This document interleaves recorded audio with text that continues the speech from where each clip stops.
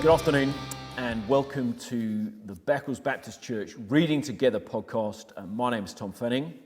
And I'm Peter Skerratt. And we're going to be meeting each week to work through a book which we have got each member of the church family, and we're going to be talking about it and introducing it today. But Pete, before we start talking about the book in particular, I suppose there's a precursor question to deal with, which is simply this: why should Christians read Christian books? Great question. I'm sure you have your own ideas about why we should read Christian books. I think for me personally, the objection would be, well, why not read the Bible? Just read the Bible. And yet I think actually a good Christian book does that for you, and it does it with you. That you get someone who's chewing on something from the Bible, but chewing on it with you and leading you through it. So I find that's one of the benefits of Christian books, that so often we think, yes, I should meditate on the truth, mull over it, and yet then the kids wake up and you don't have time, you don't know how to. But actually, a good Christian book will just lead you through that process and help you chew on the Bible itself. Great. And you just think a good Christian book is like a sustained conversation with a godly and wise individual about how we live for the Lord Jesus. And it just gives you sustained chance and time to do that. So that's why we should read Christian books. But Tom, why are we reading this Christian book? So, well, what is this Christian book? This Christian book is a book by Tim Chester called Enjoying God. And of all the books that I read last year, this was probably one of my favourites, if not my favourite book. It is a book that's born out of reflections on a very old book by a man called John Owen, and his book is called Communion with God. And it basically is trying to think through, we talk lots about the fact that the privilege of being a Christian is you get to enjoy a relationship with God. But we rarely pause to think, how do I interact with Father, Son, and Spirit? Because the Bible's really plain that God is Trinity. But how does that affect how I relate to each person of the Trinity?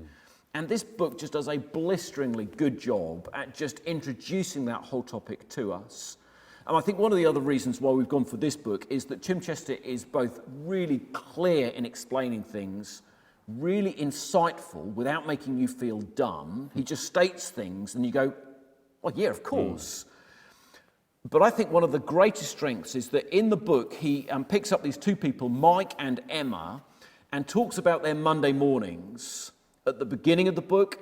And then at the end of each chapter, he picks up and just applies the things that he's been talking about so that they are really earthed in real life. I think the danger can often be with a Christian book is that you read it and you go, that's amazing, but I don't understand how it affects me at 9:30 on a Monday morning.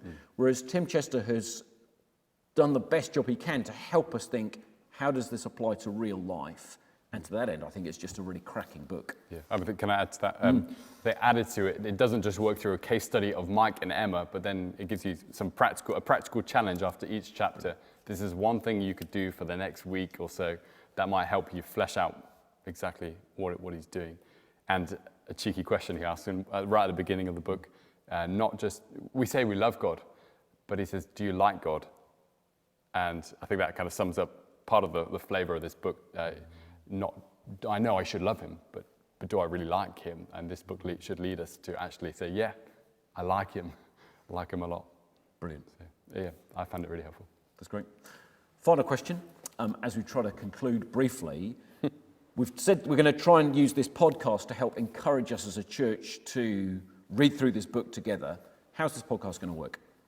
Plan is next week, starting from next week, we will have two podcasts each week. We're looking through a chapter of the book each time.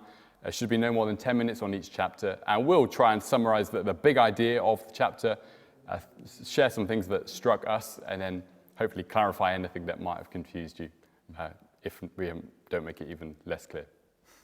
That's the plan. We'd love you to meet us each week as we seek to learn from this book together and as we seek to encourage one another. And in addition to the podcast, we'd also encourage you to maybe talk with one person who is also reading the book so that you can chat it through, pray it through, and seek then to live out the truths that we're learning about our great God, who is Father, Son, and and spirit. Thanks for tuning in. We hope to see you again next week as we start reading this book together.